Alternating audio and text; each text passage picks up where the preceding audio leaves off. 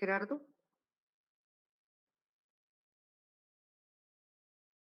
Es la primera bacteria de las que vamos a ver esta semana que tiene características de ser, déjenme conectar de ser transferida al humano por vía sexual. Es una bacteria que va a tener, déjenme darle autorización dentro, que va a tener características muy especiales de ser un coquito, ¿sí? Que tiene una agrupación en diplos y que tiene una característica muy, muy, muy particular, que puede tener adhesinas. Y dentro de esas adhesinas es la presencia de fimbres, de pelitos, que la hacen adherirse con mucha selectividad por células del epitelio vaginal, ¿sí? Primordialmente, ocasionando problemas ahí a ese nivel. Las enfermedades sexualmente transmitidas, independientemente del origen que sean, son enfermedades que en buena medida son asintomáticas, que un alto porcentaje de pacientes que las padecen no tienen síntomas que les hagan tener la sensación de que algo está sucediendo, a menos que nuestros pacientes sean pues muy sensibles a, a esos, hola, muy bien, Sebastián, qué bueno que estás ya con nosotros. A menos, muchachos, que sean pacientes muy sensibles, pacientes que se conocen eh, físicamente bien, que son muy cuidadosos en cuanto a que solamente tienen una pareja sexual. Estas enfermedades difícilmente, muchachos, sí, difícilmente se van a agregar a un humano por fomites, difícilmente. Aunque, digo, no se descarta la situación de que se pudiera ver, pero generalmente son transferidas a través de contacto sexual. Entonces, va a ser una bacteria que va a tener cierta selectividad por el epitelio y que dentro de los factores de virulencia, yo ya les había estaba comentando esto hace un momento, son los pilis que tiene de adherencia y por otro lado que tiene una proteasa de IgA que es muy particular y que esa proteasa de IgA va a, a invalidar la actividad de la IgA, este, rompiendo el dímero de la IgA e invalidando la posibilidad de que active el complemento para que se active la condición de opsonización, que sería pues, prácticamente la importancia de esto. Es una bacteria que es oxidasa positiva y que se diferencia o se diferencia de otro tipo de Neisseria. Tenemos Neisseria meningitidis también, porque fermenta carbohidratos y exclusivamente fermenta la glucosa. Entonces, esa es una de las características pues, más interesantes de Neisseria, que es altamente contagiable, altamente. Una vez que estamos en contacto sexualmente con ella, se queda ahí. Y que cuando la sintomatología se presenta, muchachos, va a ir a ocasionar enfermedades pélvicas inflamatorias, que ese sería, pues básicamente, uno de los problemas más interesantes. Es muy complicada de cultivarse, ¿sí? No es algo fácil. es un poquillo exigente y utilizamos métodos pues muy selectivos para que esta bacteria crezca y se tienen que utilizar algunos, se usa un método que se llama método de Taller-Martin y trae algunos antibióticos ahí mezclados para que pueda crecer Neisseria. Por ejemplo, vancomicina, por ejemplo, nistatina, ¿sí? Y obviamente pues requiere de una atmósfera pequeñita, de 5 a 10 más o menos por ciento de dióxido de carbono. Entonces, pues igual, si vamos empezando, voy a... ¿Alguien iba a presentarla o no la tenía nadie?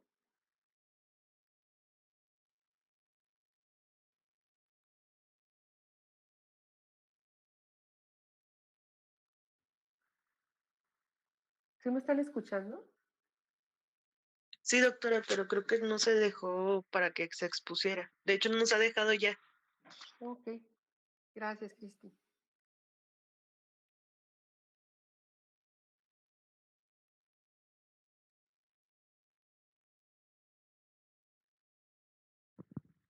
Doctora, disculpe que la Mande. interrumpa. Este, ¿no íbamos a ver cólera hoy? Pues si ustedes no me dicen, yo les pregunto al iniciar. Y ustedes les pregunto y a veces nadie contesta absolutamente nada. Si ustedes me dicen, oiga, maestra, nos falta, ok, yo ya les expliqué cuál es la razón de que de repente, y créanme que a partir de hoy lo voy a hacer para evitarme ese problema, voy a ir anotando en cada grupo que es hasta dónde quedamos, porque pues ustedes no me dicen, parece que no tienen ánimo ni siquiera de estar en clase, muchachos. Yo soy la que estoy, habla y habla y habla y habla, y a veces les pregunto y todo el mundo está callado, o sea, no contesta absolutamente nada. A veces creo que ni me están oyendo o están dormidos o algo les pasa. Igual también voy a adoptar otra actitud, a lo mejor les voy a preguntar a todos y que todos participen porque si no, pues ustedes no son que me digan, oiga, yo leí esto, leí aquello, vi para allá, vi para acá. O sea, a lo mejor si yo estoy, como decía hace un ratito, eh, Cristi, creo, o sea, está perdida, pues yo también estoy perdida. O sea, no nada más ustedes están perdidos, o sea, si el grupo eventualmente participara más, hablara más y todo, a lo mejor podríamos como que ir más o menos en contexto, pero muchas de las veces, pues no me contestan, de veras, no me contestan. Así tal cual dice ahorita, ¿sí me escucha alguien? ¿Alguien está ahí? Así lo hago. Les he pedido, abran sus micrófonos, abran sus cámaras. Nadie las abre. Excepcionalmente las abre. Y yo estoy hablando con una pantalla.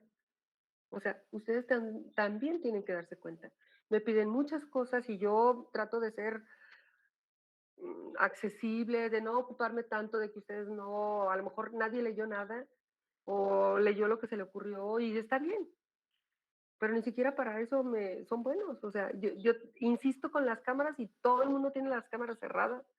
Entonces a mí no se me hace justo eso. Si ustedes me están viendo a mí, yo no los estoy viendo a ustedes. No sé con quién estoy hablando. De repente los veo, de repente veo que abandonan el grupo y pues ya no supe si volvieron a conectar o no se volvieron a conectar y yo estoy aquí como que a ver quién está. O sea, es totalmente injusto que no se conecten. Que están a medio dormir, que están a medio bañar, que están a medio cambiar, que están... No me interesa. O sea, a mí realmente no me interesa eso. Porque yo creo que por amabilidad o por cortesía deberían de ponerse todos en las cámaras. Y no lo hacen.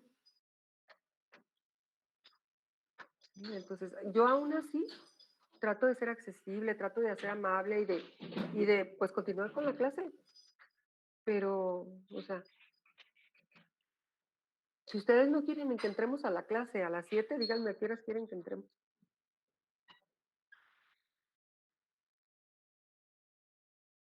Como que nada más es cuestión de que me digan. Y si me dicen a las 7:15 entramos a la clase, 7:15 entramos a la clase. Y ya todos bañados y ya todos acomodados y ya todos todo, ¿no?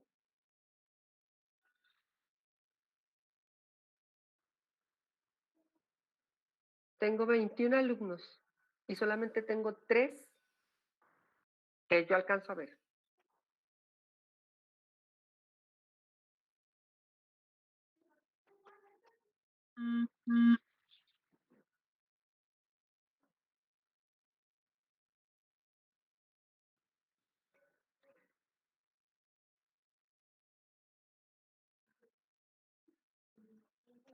Bueno, maestra, yo leí la de Safi, ah, Saprofíticos.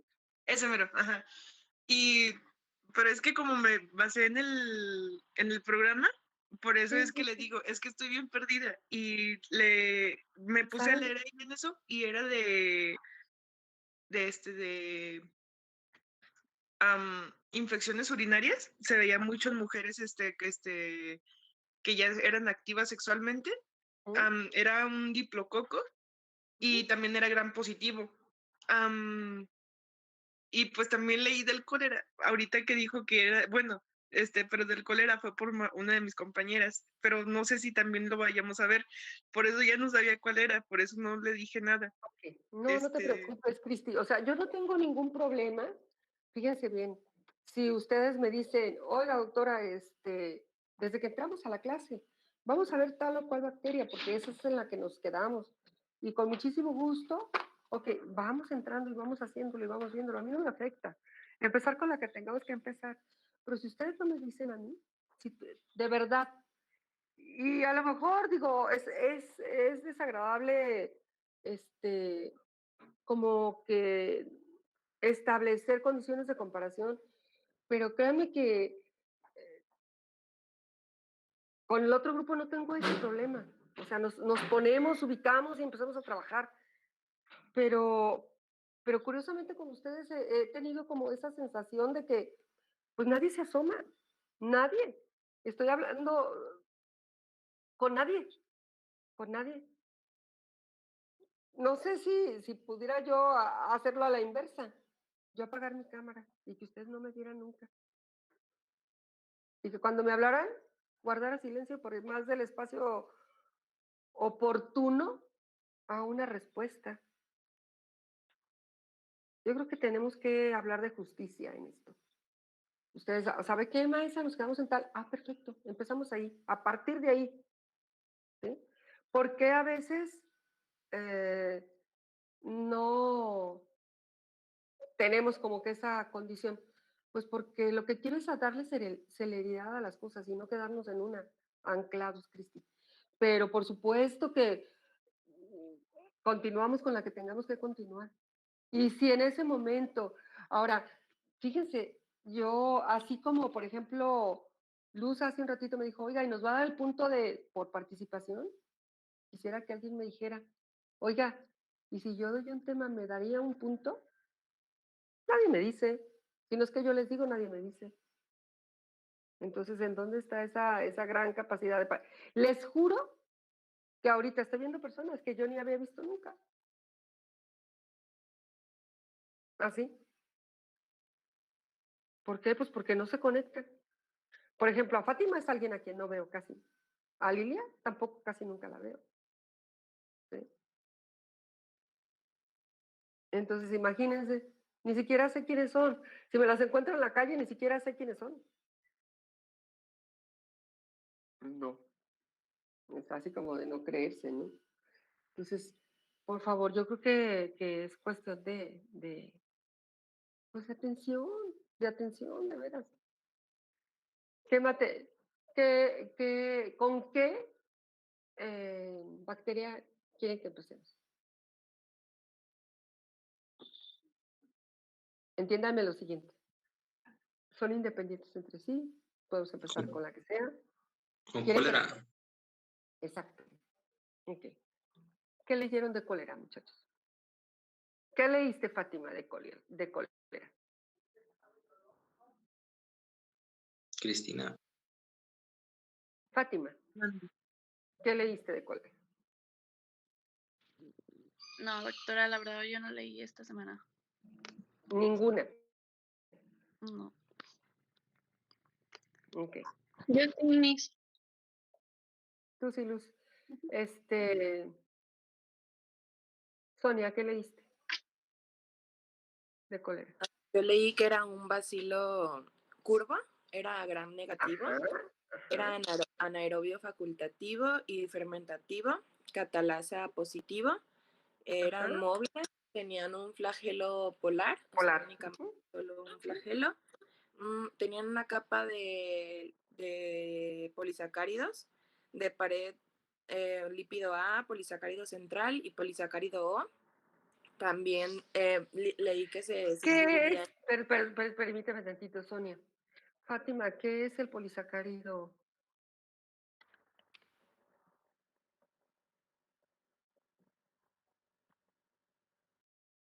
¿Para qué me sirve? Olvídate de que sea de cólera, ¿eh? O sea, lo tienen una gran cantidad de bacterias. Por ejemplo, las enterobacterias. ¿Para qué tienen el polisacárido? ¿Para qué me sirve?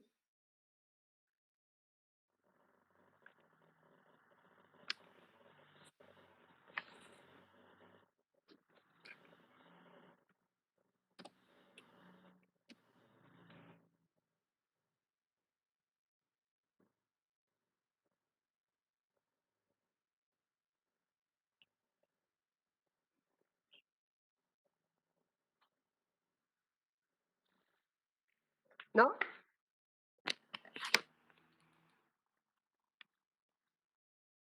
¿Fátima?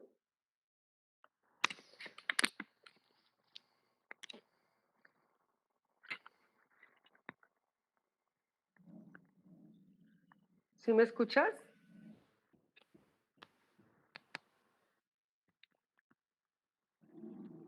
Ok, se me hace que no. Sí la escuchamos, doctora, nomás que estamos esperando a ver si alguien dice. No, bueno, pero Fátima, la pregunta es directa para ella.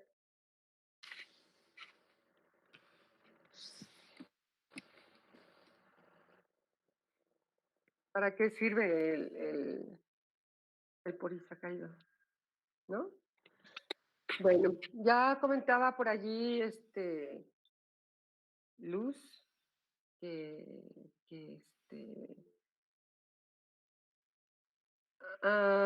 comentaba Luz hace un ratito que era para hacer la serotipificación. Sí, efectivamente. Es para serotipificar, ¿sí? Para hacer serogrupos más pequeños. Mm, Es parte del antígeno que le podemos llamar incluso somático de la constitución, vaya, ¿verdad? De la bacteria, lo que va a dar, bueno, pues que podamos hacer este tipo de clasificaciones, hacerlas como más pequeñas. ¿No? Bueno, y entonces íbamos adelante, Sonia, adelante, por favor. Sí, me llamó mucho la atención también que mencionaba que tenía gran cantidad de plásmidos, lo cual lo hacía muy resistente a antibióticos. También mencionaba que, bueno, que crecía en un lugar de agua mayormente salada, en Ujú, ríos y en mares. ajá, Bueno, el microorganismo se iba a multiplicar normalmente en aguas contaminadas ujú, y algo también interesante es que se desarrollaba en meses cálidos. ujú. Este, tenía sus manifestaciones clínicas, iban a ser una diarrea acuosa bastante, pues muy líquida, inolora, incolora y que se asimilaba a un agua de arroz, así Arroz. lo mencionaba. Ajá. También, Y sí, pues, perdón que te interrumpa. Y sí, ¿te diste cuenta por qué la semejanza de agua de arroz? O sea, ¿cuál era la razón? sí, mencionaba que era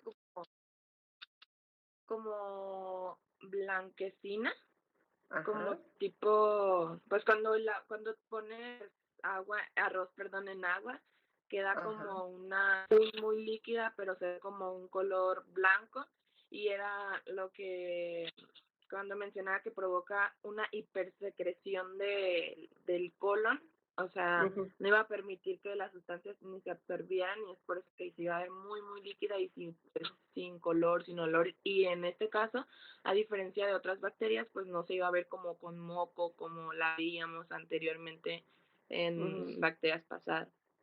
Ok. Bueno, déjame comentarles que ¿alguien tiene idea de por qué se le llama agua de arroz?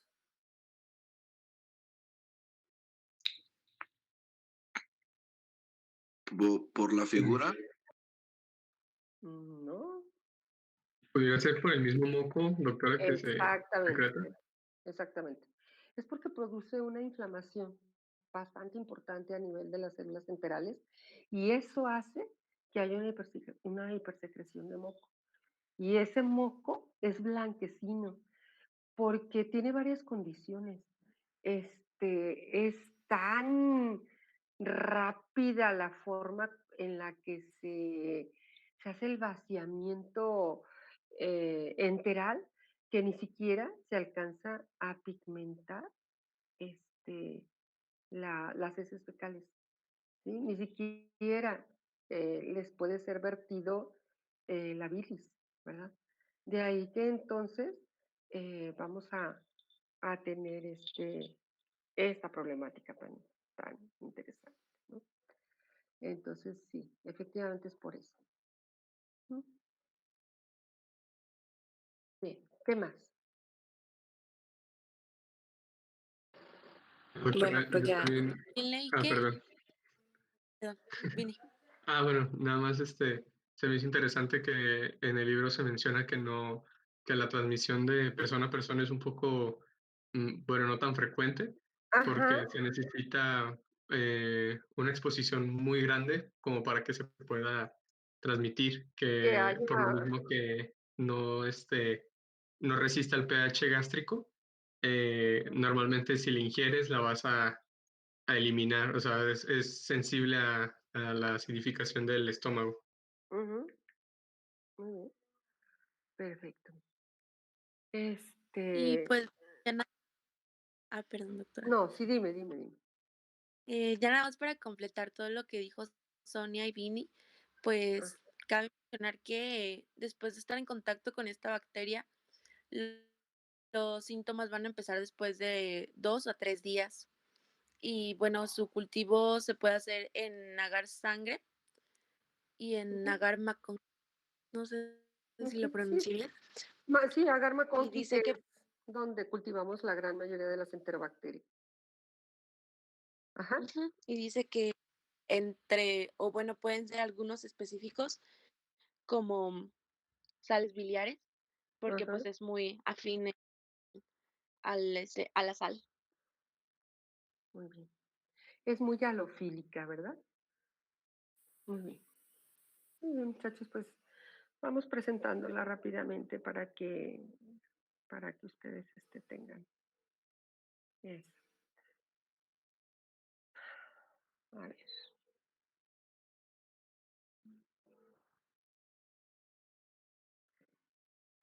Vamos ¿cómo se llama? A brincarnos un poquito para que, ahorita no sé si ya les estoy compartiendo.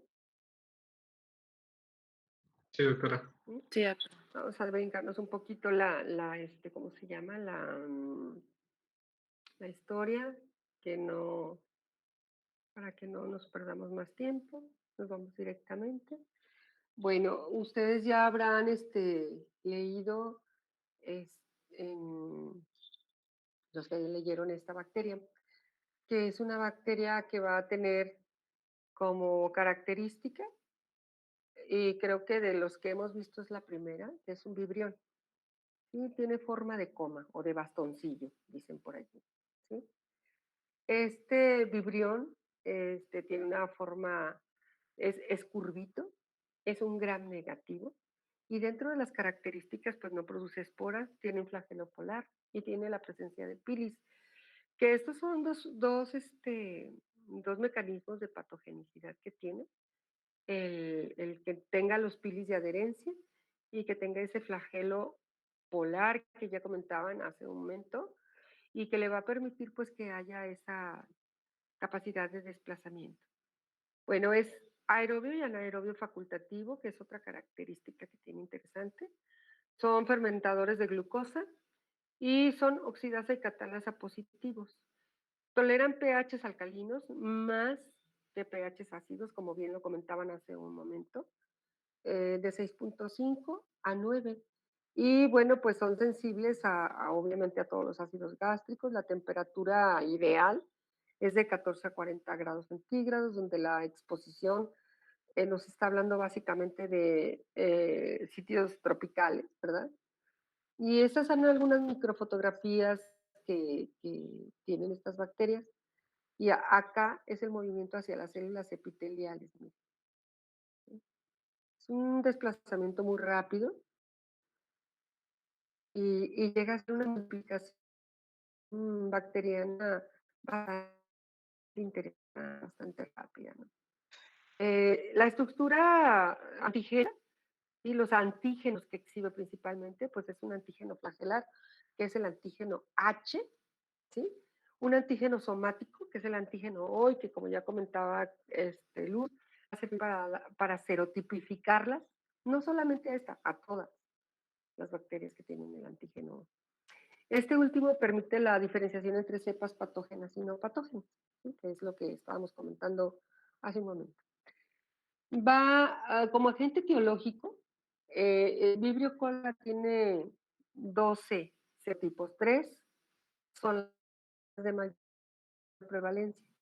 El Vibrio cólera, el hemolítico, que produce una diarrea, muchachos, que cuando digamos que se presenta por esto, es hasta cierto punto benigna, si es una diarrea inflamatoria, porque de hecho Vibrio cólera es inflamatoria todo el tiempo, ¿sí? Aunque las bacteremias y la afectación a nivel del tubo digestivo pues sea limitada, sea discreta.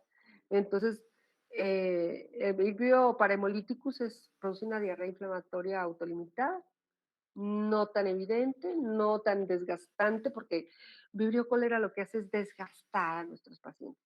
Y Vibrio vulnificus, ¿verdad? Que serían las tres de mayor importancia. Vibrio cólera se clasifica de acuerdo a la presencia de antígeno, que son los lipopolisacáridos de superficie. Tiene aproximadamente 200 serogrupos. Solamente de esos 200 serogrupos, 2 son los que se han visto altamente patógenos, ¿verdad? Y es el serotipo O1, ¿sí? Que es el que se considera como clásica, es la diarrea, y el O139, que es el bengala. Vibrio cólera en particular, 0 o O1, se divide en dos biotipos, el clásico y el TOR. ¿Sí?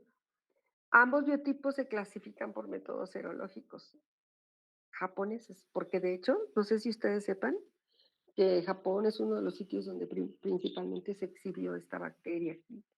Por el consumo de pescados. ¿Sí? Bueno, la clasificación de los microorganismos incluidos en la especie de Vibrio cólera, pues vamos a tener, miren, el antígeno somático O en más de 200 serogrupos. De este vamos a tener el serogrupo O1 o 01, ¿sí? Que va a tener ciertas características antigénicas interesantes. De aquí vamos a tener el serotipo clásico y este va a tener dos serotipificaciones, el de Ogava y el de Inaba. Y el TOR, que también tiene la misma clasificación, ¿sí? Que serían básicamente los que nos interesan. El más agresivo, el o 139. ¿Correcto, muchachos? Sí, doctora. Sí, Maestra, Ok. tal vez suene tonto, pero los Mande. serotipos son las subclasificaciones de la misma enfermedad. Haz de cuenta la bacteria, por ejemplo, no sé, ¿qué te digo? ¿Cómo se llamaría la familia formada por tus abuelitos paternos? Sus apellidos. Gallegos, ¿Gallegos qué? Gallegos Rosales. Gallegos es el abuelito. Ok, Gallegos Rosales. Y de ahí, de ese Gallegos Rosales, todos sus hijos van a tener su familia, ¿no? ¿Y la de tu papá y tu mamá es cuál? Gallegos Arias. Ok, entonces, haz de cuenta que esta sería la de tus abuelos, esta sería la de tus papás, y de aquí se desprenderían las de ustedes después. ¿Sí me explico cómo? Sí, Entonces son subfunciones a partir de la misma bacteria. Definitivamente. Así es. ¿Sí? Ok, perdón. No, no tienes por qué. Bueno, ¿cuáles son los factores de virulencia que tiene? Pues, primeramente, la toxina colérica. Esta toxina colérica va a tener varias subunidades, ¿sí? Eh, proteicas. La subunidad B de esta proteína, pues, es de enlace. La subunidad A, ¿sí? Es la activa, es la que va a producir la sintomatología. ¿Sí? Lo que va a hacer la subunidad B es llegar y fijarse a los gangliósidos de las células epiteliales. Y una vez que se fija a los gangliósidos, ¿sí? La subunidad A se fragmenta en A1 y A2. Esto hace que el fragmento A1, que es la de penetración, llegue, se introduzca a la célula y entonces altere la adelignato ciclasa involucrada en la producción de monofosfato cíclico de adenosina y altere este segundo mensajero, el AMP cíclico, y entonces altere los canales de calcio y de sodio y de potasio. Empiece a haber movimientos, mire, importantísimos de agua y de electrolitos. ¿Sí? Cuando el AMP cíclico se altera, produce la secreción activa de sodio y cloro y potasio y carbonato, ¿sí? Haciendo una diarrea osmótica muy interesante de la célula hacia el exterior. Las altas concentraciones intracelulares de AMP cíclico alteran el transporte activo de electrolitos a través de la membrana celular, lo cual impide, obviamente, que la célula, y aparte, la célula está inflamada. Eso disminuye la capacidad de absorción y por el contrario, en lugar de meter, saca la célula. Y entonces produce a una hipersecreción de intestino delgado con el proceso inflamatorio que está alterando todas las células productoras de moco. Va a haber un aumento en la producción de moco como protección a la irritación de la mucosa y entonces la cantidad de agua tan importante más el vaciamiento gástrico intestinal tan acelerado este, y la presencia de moco pues va a ser esa diarrea que le llaman agua de agua. ¿Sí? Va a tener otra factor de virulencia interesante, que es la hemaglutinina proteasa. Esta degrada proteínas que son interesantes, y es lo que yo les comentaba. Va a fatigar a la célula rapidísimamente. Incluye, obviamente, pues la mucina, que es una proteína que favorece pues que las uniones fuertes de la célula sean impermeables, pues lo que hace que la zona cludens sobre todo se vea afectada. Va a tener una hemolicina, Vibrio cholerae O1, biotipo el TOR, produce una exotoxina hemolítica llamada hemolicina o vibrio cólera citolicina, que es capaz de afectar a la célula, hagan de cuenta, la va a hinchar y va a producir vacuolización. Esto hace que las células desconfiguren todo el citoesqueleto y que pues por todos esos lados haya pérdidas de agua. Eh, También va a hacer, no solamente de los eritrocitos, va a hacer que haya aglutinación celular, que aumente la adhesividad de las células, les digo, perdiendo la estructura, la anatomía normal de la célula. ¿Sí? Va a tener esa hemaglutinina que decíamos manosa sensible y va a ser biofilm, va a ser biopelícula. En zonas acuáticas, ¿sí? Y eso le permite pues permanecer por mucho tiempo ahí, ¿verdad? Bueno, aquí estarían una tablita con todas los factores de virulencia que tiene la bacteria, ¿sí?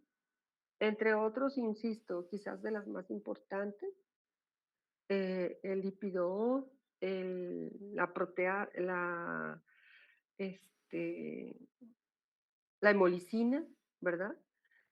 La proteína AB, que ya la habíamos comentado también, y la gran capacidad que tiene de penetración por esta toxina, ¿sí? La toxina colérica, que como ya habíamos comentado, pues se va a fragmentar. Bueno, ¿cómo se hace la transmisión? Este microorganismo, pues, se le ha visto asociado altamente a la producción de epidemias. Y no hace mucho tiempo tuvimos una epidemia en Perú que después hizo un conato de pandemia a algunos países cercanos de Latinoamérica y hubo algunos casos aquí en México también. Este, ah, este tipo de pandemias generalmente se van a presentar en pacientes pues que tienen cierto grado de nutrición, de pobreza. Este tipo de condiciones hace que los pacientes sufran una alteración importante, un grado de deshidratación severo y que esto, bueno, pues provoque que sean fatales. Ya comentaban su compañera que la encontramos en ríos y mares asociada a crustáceos y el consumo de algún tipo de mariscos hace que se pueda transmitir. Ya el agua, pues es uno de los medios donde se puede multiplicar, ¿sí? Y en aguas contaminadas con excremento, ¿sí? Aguas negras, vamos a tener una multiplicación interesante, lo que hace que en estos sitios de pobreza pues pueda ser fácilmente contagiable. Fíjense que Haití es un sitio donde incluso tiene hospitales especiales para tratar el cólera, porque en Haití es endémica. Después de que tuvieron ellos su tsunami y que fueron muchos a personas de diferentes partes del mundo a ayudar a la reconstrucción, pusieron sanitarios movibles, desmontables, y se les ocurre que hacían el vaciamiento de estos al agua, a los ríos, al mar, y entonces contaminaron altamente. Entonces, pues vamos a tener ese problema, ¿no? La transmisión directa de persona a persona, como ya comentaban también, pues es rara. Más bien va a ser por el consumo de alimentos, miren, alimentos y aguas contaminadas de primera intención. Bueno, ya decíamos que se va a adherir a los receptores celulares específicos presentes en la superficie de las células intestinales de duodeno y yeyuno. Si ustedes se dan cuenta, pues es la porción más absortiva de intestino delgado. Induce un bloqueo para la absorción de sodio y cloro por las vellosidades. Promueve, por el contrario, la secreción de cloro y agua por las células de las criptas intestinales, con salida pues de electrolitos interesantemente, y la alteración de AMP cíclico que ya lo comentaba. ¿Cómo va a haber algo que va a venir a entorpecer la diarrea, que es el vómito en proyectil, ¿sí? Que se va a presentar cuando los microorganismos se adhieren a la mucosa, irritan mucho y esto va a producir que haya vómitos, hay una hipersecreción de moco, que eso también hace que haya los conatos nauseosos. Las evaluaciones son líquidas, contienen un moco blanquecino con aspecto de agua de arroz. Y les decía, ese moco, ese excremento es blanquecino no porque la bacteria lo provoque, sino porque por la forma tan rápida de la diarrea ni siquiera logra eh, aceptar el que se produzca la pigmentación por la bilis, ¿no? Dentro de los signos y síntomas, pues en el estado general, eh, cuando hay una deshidratación leve, que aquí lo vamos a marcar por las condiciones, pues los ojos se ven normales, los ojos de los niños, pero en la deshidratación moderada se ven hundidos y me pasé una línea. Y en la deshidratación grave se ven muy hundidos, pero una de las cosas interesantes es que no hay presencia de lágrimas, ¿sí? En el estado general. Los vemos inquietos cuando es una deshidratación leve, con sed, porque eso es algo muy interesante en la deshidratación leve, en la moderada. La, la, la necesidad de tomar agua se va perdiendo y cuando ya la deshidratación es importante, no hay absolutamente nada de eso. Hay estupor que puede evolucionar al coma, extremidades frías, húmedas y la presencia de calambres por la pérdida de electrolitos. Las mucosas pues secas, no hay saliva y cuando hay saliva es bastante pegajosa. Y en el caso de la deshidratación grave, se le llama la lengua de perico o lengua de loro, está bastante seca, hay ausencia de saliva, falta de lágrimas, obviamente el paciente llora y está inquieto si no está con alteraciones del estado de conciencia, pero pues no sale absolutamente nada de lágrimas. En el caso de la deshidratación este, leve, pues hay presencia de sed en la moderada e intensa, y en el otro caso, pues aún consciente, no hay esa necesidad. Hay un signo que se llama signo del lienzo húmedo, que es por deshidratación. Ustedes juntan la piel del abdomen y se queda como arrugadita. A eso se le llama lienzo húmedo. Y pues en los pacientes que tienen una deshidratación grave es más frecuente. En las manos se ven arrugadas donde hay deshidratación moderada. Y en el grave se ve la mano de lavadera que se ve arrugada completamente y pues hay acrocianosis. El llenado capilar indudablemente pues está disminuido. El tiempo se alarga, pues tarda más en llenarse. Bueno, en el diagnóstico, pues los cultivos o los coprocultivos se hacen en agaves selectivos, ya les puede ser TCBS, que es tiosulfato citrato bilisacarosa, y bueno, pues van a verse estas colonias brillantes, como amarillitas. Ustedes están viendo. ¿Sí? Y se cultiva de 10 por 18 horas a 31 grados centígrados. Normalmente dejamos los cultivos 24 horas. Bueno, pues se tiene que hacer hidratación, no rehidratación, porque cuando hablamos de rehidratación es porque ya se nos deshidrataron.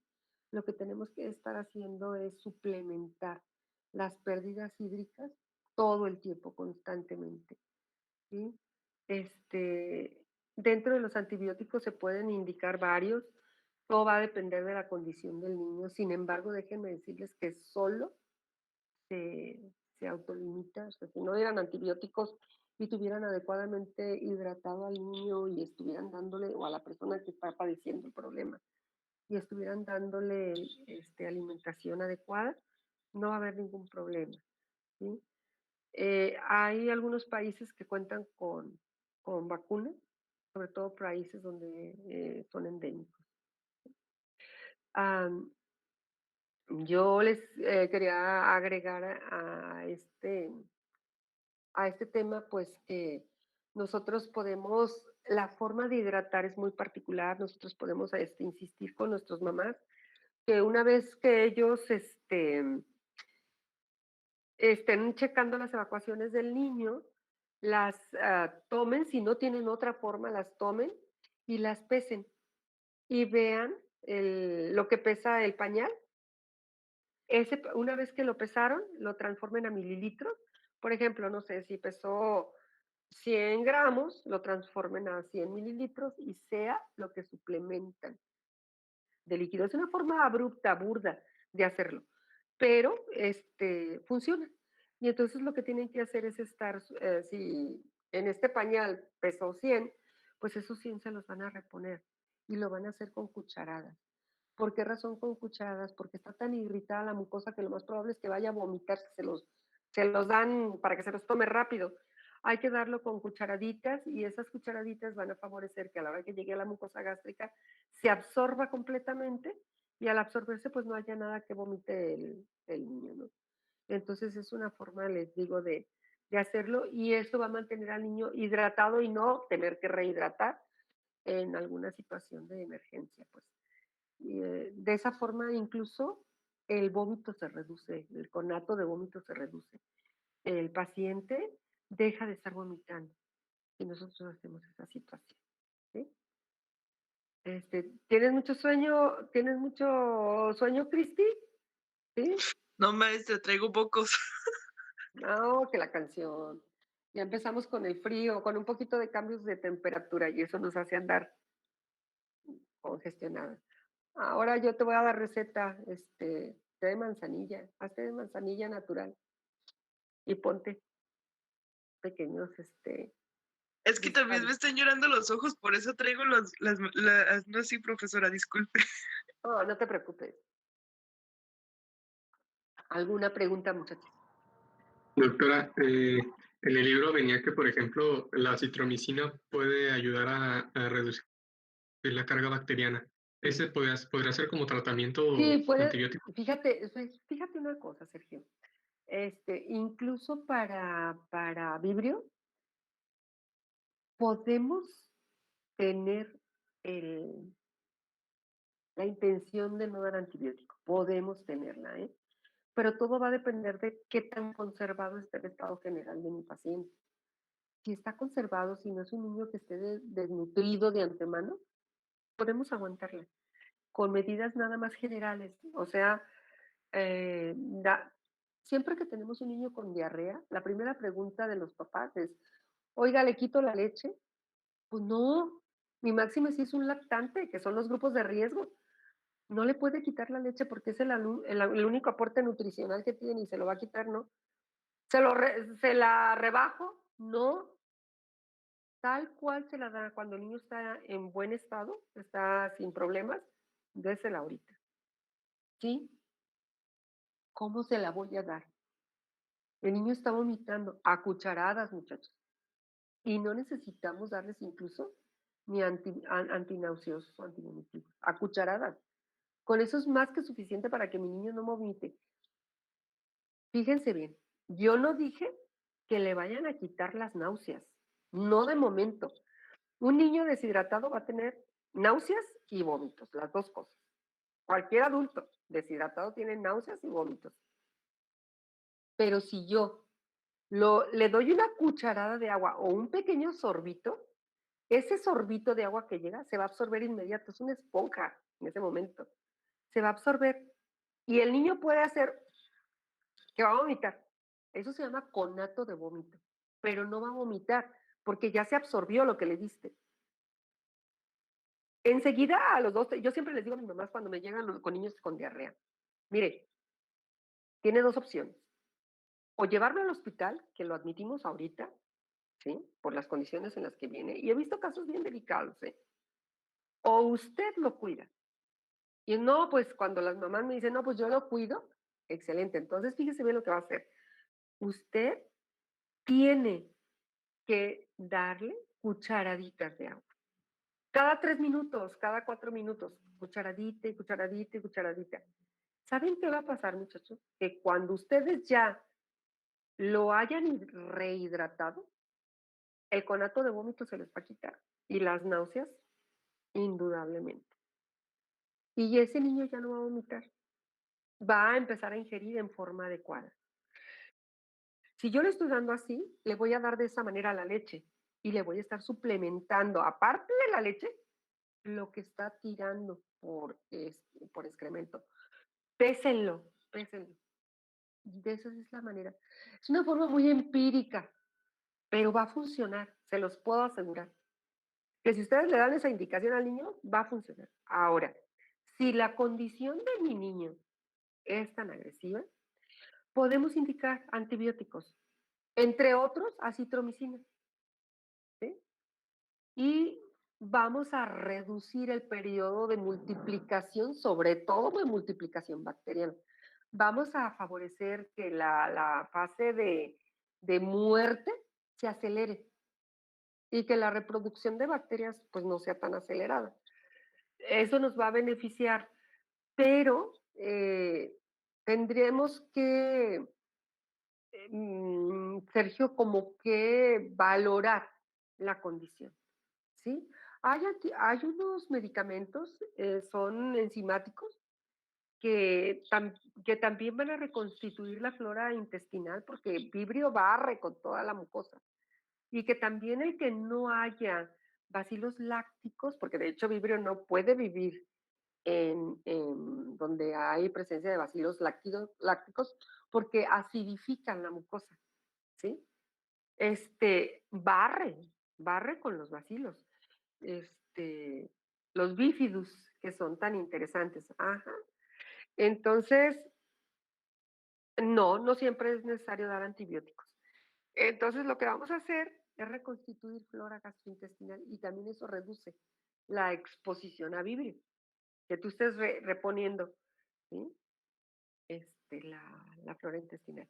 Y puedes combinar el uso de antibiótico con reconstituyentes de flora gastrointestinal. Y con eso mejoras. Claro que sí. ¿Sí está más o menos claro, Sergio? Sí, doctora. ¿Sí, Entonces muchachos? se valora el estado y dependiendo se puede sobrellevar con Sí, pura hidratación. con pura hidratación y alimentación. ¿Qué no le vas a dar? Como yo les digo a mis mamás. Aunque ustedes no me crean, han llegado y ¿qué le dio un niño de 6 meses, ¿no? De 4 meses. ¿Y qué le dio de desayunar o qué le dio de comer? Porque luego de repente, no, pues es que ya le estamos dando de comer. Ok, ¿y qué le dio de comer? Carne de puerco con nopales. Pues no, ¿verdad? ¿Cómo? O sea, no invente. ¿En serio? ¿En serio? O taquitos de frijoles con chile. Pues ¿cómo? O sea, ¿cómo? O sea, sí le puede dar de comer, sí les puede seguir dando de comer. Oye, uno cada cosa, de veras que no lo puede uno creer. Sí le puede dar, pero evite grasas, evite alimentos muy condimentados, evite carne de puerco, carnes rojas, o sea, carne blanca, pollo, pescado, bien cocinado. Dele frutas, dele verdura, deles jugos, es válido, no hay ningún problema. ¿Cuánto? Probaditas, cuánto, las que quiera, ¿sí? Dele una galleta, dele pan de caja.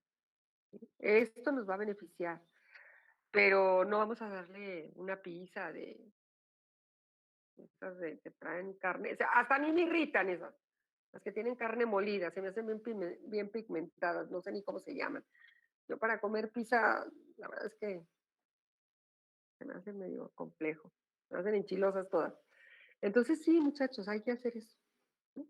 ¿Podemos continuar con la alimentación? Sí, debemos, no podemos, debemos. Pero si se la come, la va a hacer, no le hace. Va a llegar un momento en que el intestino va a dejar de tener esa hipermotilidad y que va a sacar todo lo que le esté dando. Hay que hacerlo. ¿Sí? Bien. ¿Alguna duda, algún otro comentario, muchachos?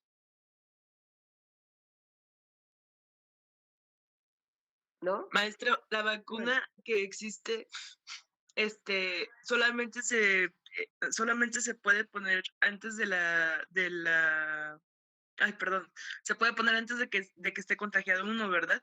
Pero está diciendo que el antibiótico como tal no es muy, bueno, o sea, se evalúa y sí, si lo ve así ya muy, muy grave, ahí es cuando se mete el antibiótico. Pero si no, a ver, solamente, Cristi, fíjate, no si lo veo muy grave, fíjate, te comento. Si yo tengo, porque también dirías, "Ay, ¿y de qué se murió? Pues de que usted nunca se le ocurrió que le dábamos antibióticos, ¿no? De lo mal que se vio. No, no, no, mira. En medicina, lamentablemente, 2 más 2 no son 4. Cada situación es particular. Si yo tengo un niño que me llega a la consulta con diarrea, con vómitos, pero que trae un estado de desnutrición atrás, entonces yo digo, sí le doy antibióticos. ¿Sí? ¿Por qué razón? Porque yo sé que la respuesta inmunológica de ese paciente a lo mejor va a estar disminuida. Y que quizás lo que podría ser una diarrea intrascendente lo va a tumbar. ¿Sí? Entonces prevengo y voy a dar antibióticos. Y le voy a dar alimentación de esa manera. Y voy a insistir con que es más, mira, te puedo asegurar que en una condición de ese tipo, mi paciente no va a dormir, mi mamá no va a dormir por varios días, porque va a estar al tanto del niño que esté vomitando, que le esté regresando lo que está vomitando y lo que está evacuando, porque eso es muy importante. ¿Sí? Si yo veo que el niño es un niño fuerte, que no se enferma regularmente, que se contagió pues por accidente y todo eso, pudiera ser que nos la lleváramos para que se autolimitara sola. ¿Sí? Ahora, también qué me determina eso, la edad. Si yo tengo un niño más pequeñito, por supuesto que le protejo con antibióticos desde el inicio. Si yo tengo un niño un poquito más grande, más resistente, más, ¿sí? Eso, cada caso se tiene que valorar en particular. ¿Sí? ok, maestra. Ujú. ¿Alguien más, muchachos? Valentina, ¿cómo estás? Muy bien, Miss, aquí escuchando y pues viendo con mi cuaderno las notas que hice y checando todo. Está bien. ¿Alguna pregunta, alguna? Pues por los momentos no, aquí sigo completando mi cuadrito. Siempre hago un cuadrito y lo ando completando. Y así tengo dudas, yo la aviso, Miss. Pero muchas gracias. Bueno, ¿podemos empezar con otro tema o sí? ¿Sí? Sí, doctora. ¿Cuál es el tema que nos hace falta? Díganme, por favor, para completarlo y poderle dar celeridad a esto.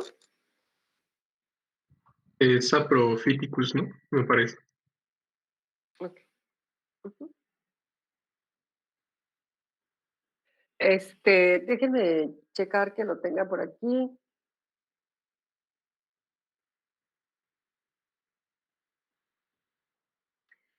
Que ya ustedes empezaban hace un ratito a hablar de Saprophyticus, ¿verdad? Desde hace ratito lo comentaban. ¿Qué es lo que pasa? Sí se está compartiendo ya, ¿verdad? Sí, profesora. Sí, doctora. ¿Qué pasa con Saprophyticus? Fíjense, curiosamente estamos con enterobacterias y ahora vámonos a otro sitio, ¿no? ¿Qué pasa con Saprophyticus? Alguien por ahí me comentó que lo había empezado a leer, ¿se acuerdan? Sí, profesora, fui yo. Ok. ¿Cristi? Sí. Ok. ¿Me platicas qué leíste? Que es un microorganismo que habita tracto urinario, ¿verdad? Me encanta. Es perdón, es un coco que le gusta estar en áreas de la vía urinaria. le gusta también los tejidos muertos, por eso viene su nombre. También dice que es gran positivo y, ay, no me acuerdo si tenía flagelo o no, pero No te dice preocupes. que su reproducción puede durar de hasta 10 días, o sea, en el proceso, y que a veces puede ser asintomático, sobre todo en mujeres, pero cuando se empezaba a presentar, Ajá. terminaba haciendo pues cosas muy graves como ardor, dolor, pus, incluso algunas veces sangrado. Y ¿qué más decía? Sí. Ya no me acuerdo. Que Vale. también tiene enzima ureasa, entonces pues Ujú, por eso claro. mismo se afina al epitelio Al epitelio del del tracto tracto urinario, ¿verdad? orogenital, que es Ujú. coagulasa también negativo, Sí, no forma espora ni cápsula, es y correcto. como dice Cristi, cuando se presenta pues llega a ser muy molesto porque causa uretritis, entonces pues a la hora de miccionar es muy, muy molesto. Ok, perfecto. Saprophyticus, como ustedes están comentando hace un momento, dicen que es una bacteria que va a ir a ocasionar infecciones de vías urinarias. ¿Quién adelantaría a Saprophyticus, muchachos, en infecciones de vías urinarias? E. coli. E. coli. E. coli es nuestra mera fregona para ir a ocasionar infecciones de vías urinarias en mujeres. Sin embargo, Saprophyticus sería como que la segunda causa bacteriana, ¿no? Porque además tenemos que hablar que algunas son bacterias y otras no. Pero hablando de causas bacterianas, Saprophyticus se le ha considerado o se le considera el segundo agente causal más importante para ocasionar infecciones agudas de tracto urinario. En mujeres en edad reproductiva, en edad sexual, jóvenes, ¿sí? Va a ir a ocasionar cistitis con mucha frecuencia. Esto les habla, muchachos, de que si hay una cistitis, va a estar localizada a tracto genital bajo, de primera intención. Por lo tanto, la vía de adquisición, pues es sexual, finalmente. ¿Sí? Va a ser plantado ahí. Y que después de estar ahí en genitales externos, va a hacer un ascenso hacia vejiga, ¿sí? Y va a llegar a infectar vejiga. Esto no quiere decir que ahí se puede quedar. Puede llegar incluso a subir más a tracto urinario, ¿sí? Tan así que la vamos a ver siendo causante de pielonefritis hasta en un 80 y hasta un poquito más de por ciento en pacientes que se complican con esta bacteria. O sea, yo diría que lo cotidiano, lo que esperaría, pues sería una cistitis, pero incluso puedo ver pielonefritis. ¿Sí? Saprophyticus es, como ustedes ya lo comentaban, y esto para que lo anoten si no lo tienen todos, de repente es un coco, coagulasa negativo, es decir, no aglutina, ¿verdad? Las colonias presentan, pues se ven amarillitas, ahorita les voy a enseñar un cultivo, y pues no hacen hemólisis, ¿sí? Eh, Algo muy interesante también es que puede responder a antibióticos no muy, no muy extraños, antibióticos medianamente cotidianos. Usted platicaba y alguien más platicaba que dentro de los síntomas, pues el dolor, el ardor para orinar es dolor. Y es un dolor muy urente que produce mucha urgencia, ¿verdad? Que cuando empieza no se para. ¿Sí?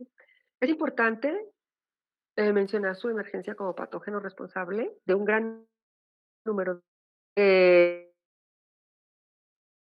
Pueden su rol patógeno o descartarlo como contaminante, a veces se ve asociado a otras bacterias.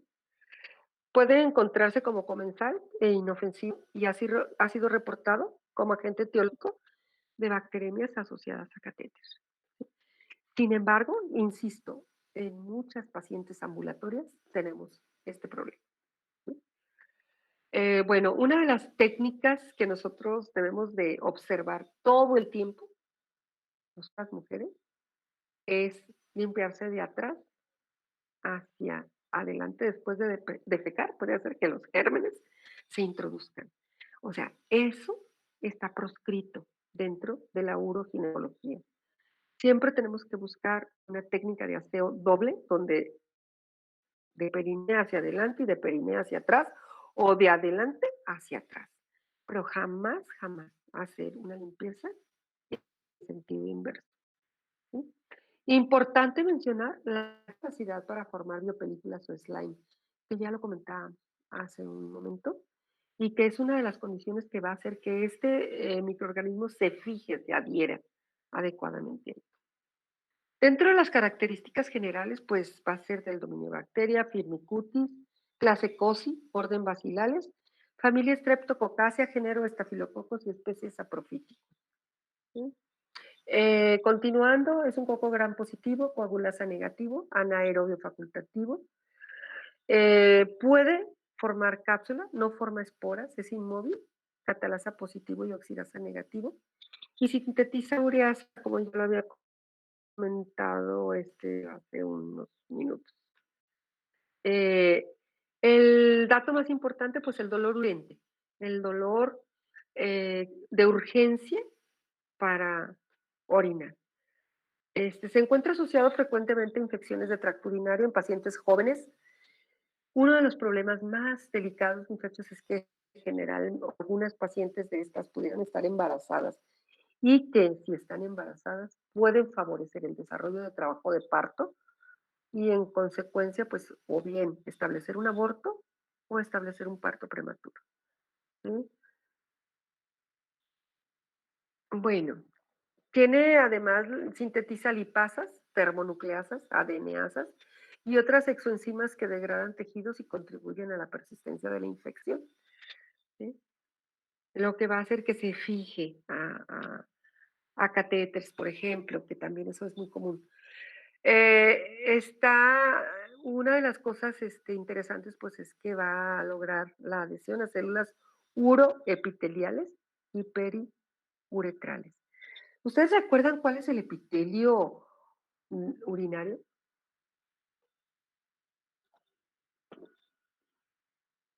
¿Qué tipo de epitelio tenemos?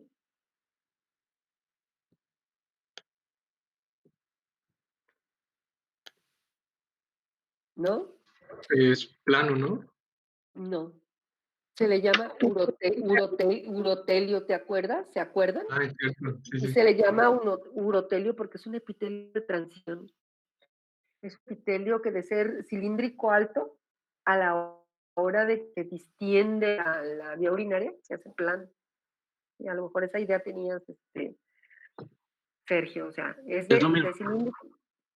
¿Mande usted? Es porque es muy elástico, ¿no? Entonces a la hora de ese, Sí, claro, o sea, porque tiene la es cuando... Ajá. capacidad de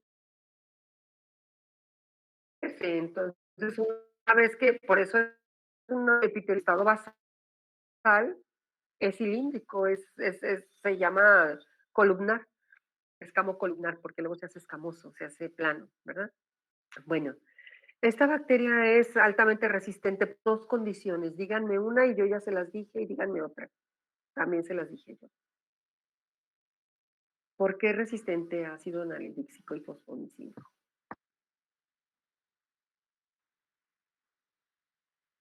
Ya lo saben. Puede ser por la biopelícula o el slime. Exacto, exacto, exacto.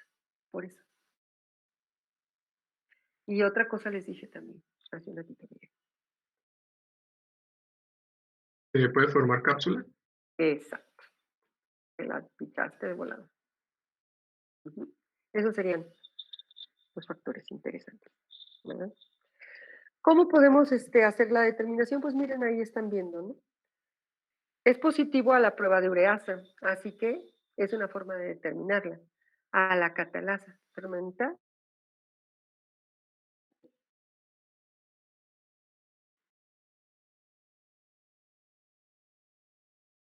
¿Se trabó? de orina. Sí, ya no lo escuché. Sí, ¿Se creo escucha que sí. dentro de los cigarros?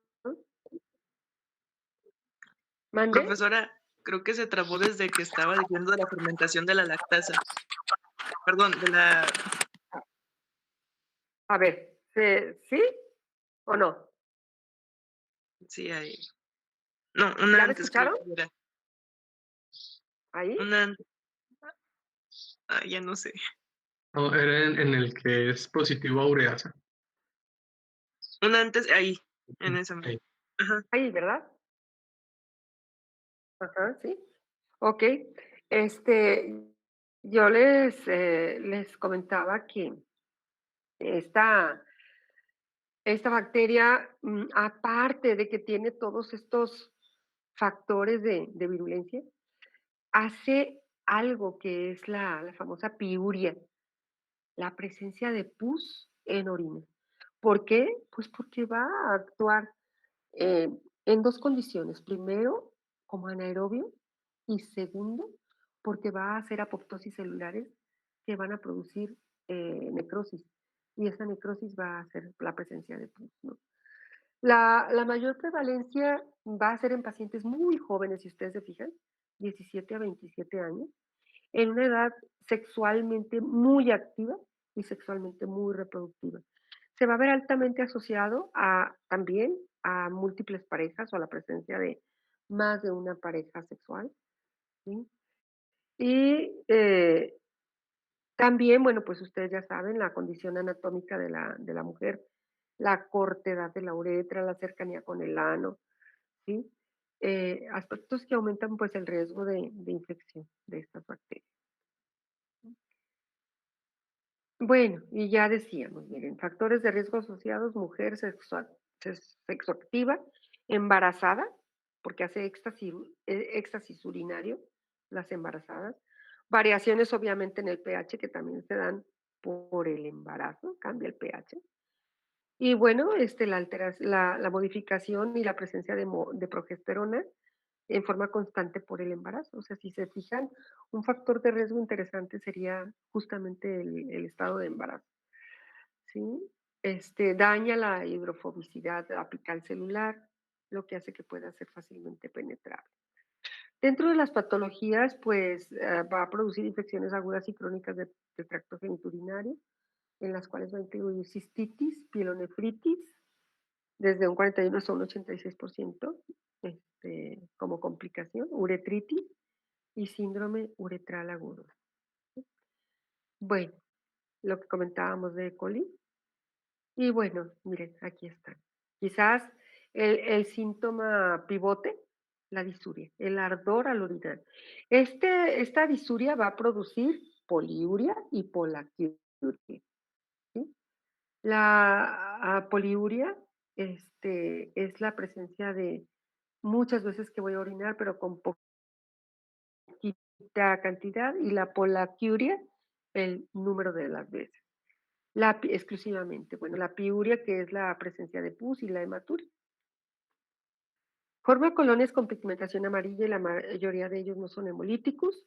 El tratamiento corresponde a antibióticos comunes, incluyendo betalactámicos. Un betalactámico, muchachos.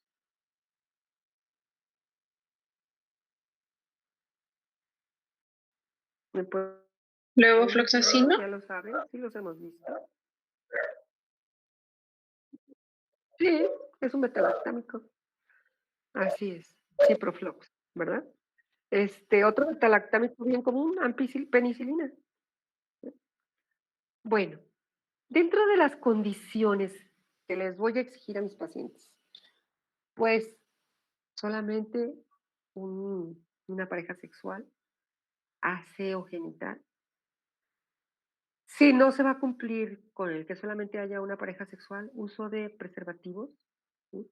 Bien importante, muchachos, que cuando hay un contacto sexual se haga pipí después de eso, porque hacer pipí, la orina por arrastre va a sacar las bacterias que queden pegadas ahí en la uretra después del contacto sexual. Lavarse los genitales externos con agua corriente y jabón corriente. No necesitan absolutamente nada más que hacer el lavado de genitales y secarse con una toalla de algodón. Utilizar pantaletas de algodón o con puente de algodón. Evitar usar duchas vaginales. Evitar utilizar Tampax si no es necesario, ¿sí? También eso de el uso de algunos shampoos para genitales para que no huela mal, pues si nos lavamos no huele mal, se los prometo. Nada más necesitamos lavarnos. ¿Para qué nos ponemos perfume? Doctora, Que mande, sobre mande, Fernando. yo había escuchado que era mal usar champús para vaginales, o sea, pues para los malos olores, que eran muy malos. Ujú, ujú. Sí, Fernando, fíjate que no es necesario, se le ha dado mucho auge y las chicas se la creen, eso de que lo mecánico, ¿cómo? A ver, no me acuerdo los nombres de estos champús, la verdad, pero esos shampoos que se utilizan para lavar genitales, no es necesario. Agua y jabón común y corriente, crean, y secarse. Eh, Hay quien dice, Luz, con mucha justeza lo que comentabas, que también pantiprotectores o protectores de uso diario, pues también no está muy adecuadamente recomendado. Y sobre todo pacientes que pues no son tan húmedas, a menos que este, sean muy, muy húmedas de genitales. Se supone que algunos de los shampoos, retomando el comentario, dicen que también los shampoos tienen la capacidad de barrer con la microbiota de genitales, entonces que por esa razón los bacilos de Doderlein, que también son acidófilos, ¿verdad? Y que por esa razón no debemos de utilizarlos. Pero lo que sí está proscrito de la ginecobstetricia es el hecho de que ustedes usen duchas vaginales. A lo mejor el champú, si lo usan eventualmente y eso no suceda nada. A lo mejor si usan el pantiprotector porque son húmedas con mucha frecuencia, hay mucha humedad. Hay periodos de mucha humedad en el ciclo menstrual o el ciclo mensual. Hay periodos de aumento de humedad y a lo mejor a algunas personas les causa incomodidad.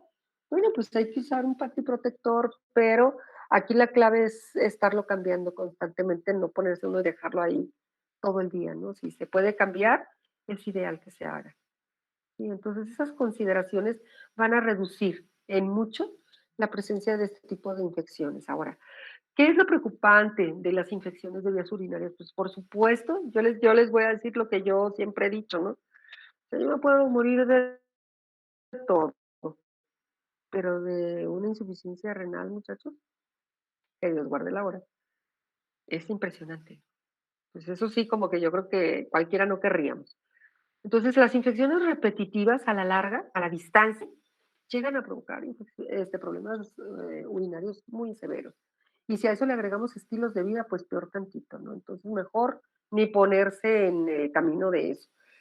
Maestra, Hay que tratar de ser lo más higiénico posible. Mande usted. perdón, maestra. Mande. Le iba a preguntar, ¿los No, cálculos renales tienen, esta bacteria tiene algo que ver con los cálculos renales?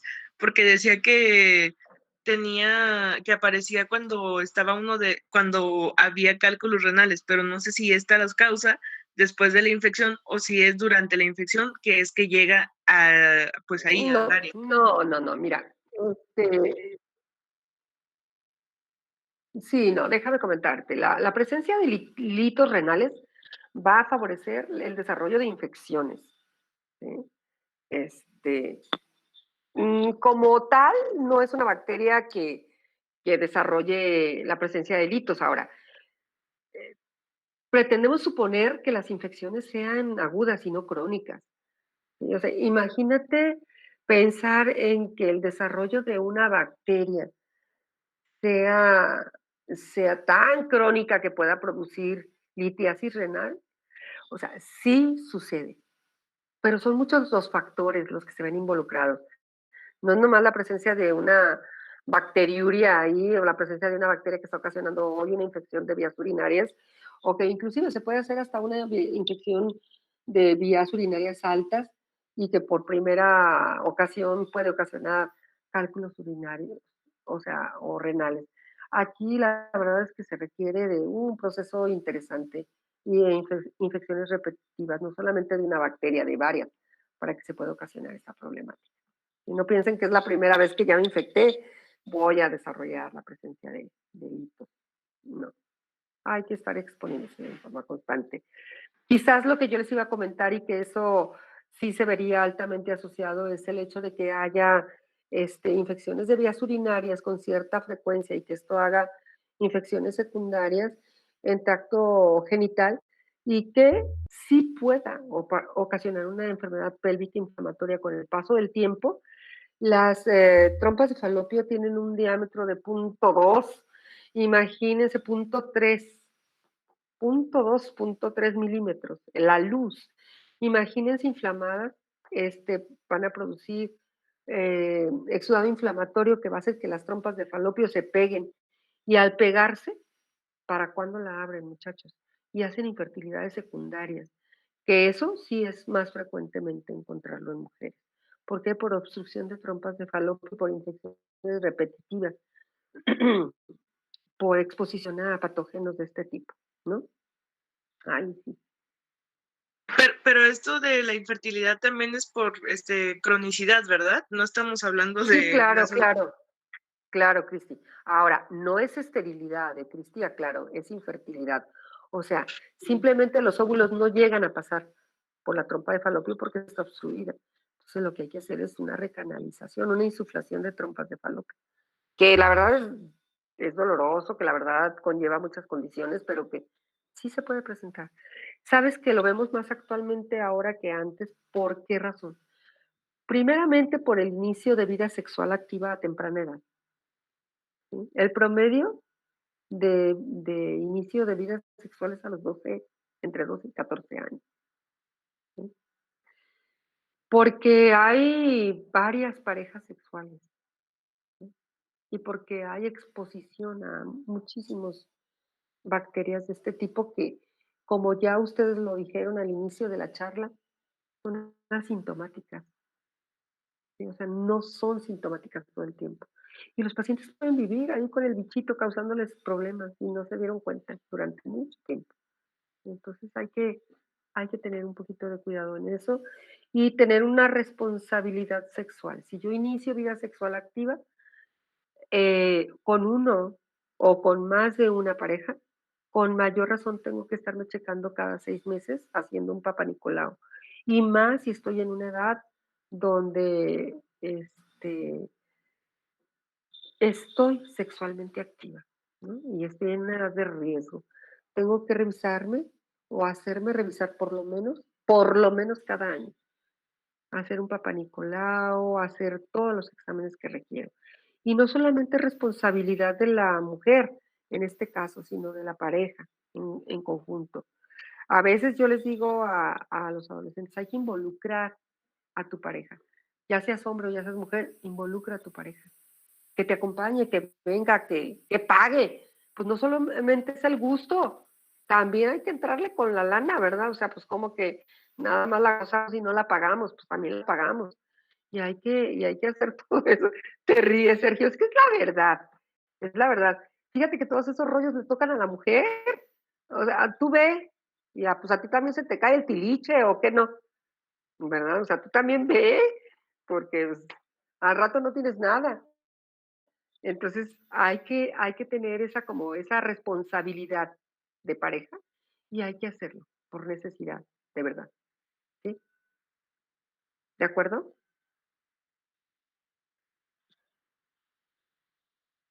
¿Alguna otra pregunta? ¿Algún otro comentario? Entonces, ¿cómo Maestra, ve? Mande, Cristi, dime. yo sí voy a tener una duda. La A ver, insuflación de trompas de insufla- falopio.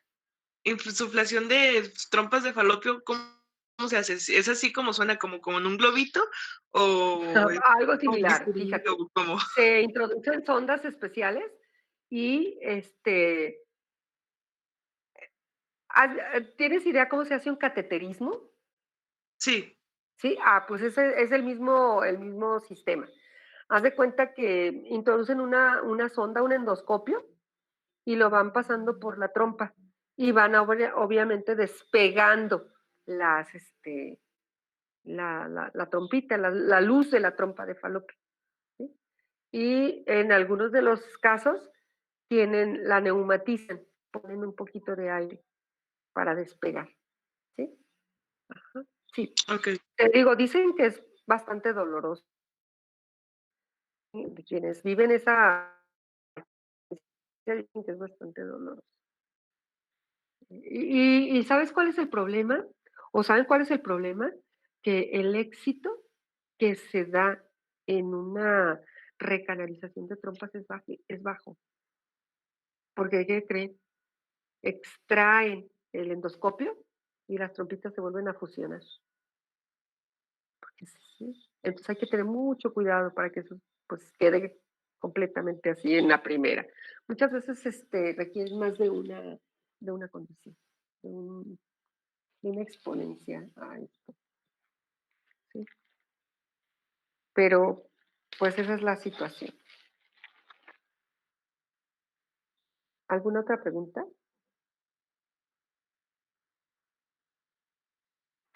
Yo me allegué de una cajita de Petri con un agar para, pues, dependiendo de la situación, dependiendo de que si tengamos o no tengamos las prácticas.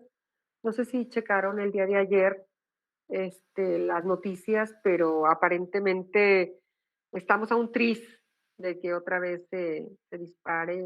Cada fin de semana pasa lo mismo, pero tengo entendido que el día de ayer y antier detectaron un aumento en los casos de COVID y pues que aparentemente se disparaba la alarma, están entre que sí y entre que no, no sé qué tan real pudiera ser, pero bueno, yo me allegué con una cajita de Petri para que podamos hacer algún cultivo, aunque sea aquí en casa, y que yo se los pueda mostrar, que vean cómo lo hacemos, pero invariablemente, digo, suponiendo y esperando que sí podamos hacerlo en laboratorio. Es un cultivo que es un agar sangre, por eso lo ven así, con este color, ¿sí? Y bueno, pues ya está limpiecito, si se fijan no tiene nada, o sea, no hay nada sembrado. ¿Sí? Y viernes, ¿quién dijo eso? Josué. Alfaro, doctora, No asustes. sí, dijo que iba a empezar el botón de emergencia, que sábado y ¿En serio? domingo se suspendían actividades nocturnas Ujú. y que de lunes a viernes no va a haber actividades, solamente lo necesario, pues. De hecho, hasta dijo que el camión iba Qué a caray. dejar de funcionar a las 8 de la noche. Qué caray. Bueno, pues no sé, pero yo me traje eso y pues podemos hacer algún cultivo de bacterias comensales, ¿eh? Tampoco voy aquí a sembrar algo que no deba, pero ya lo platicaremos, ¿de acuerdo? Para que ustedes puedan pues ver cómo crecen y todo eso, ¿no?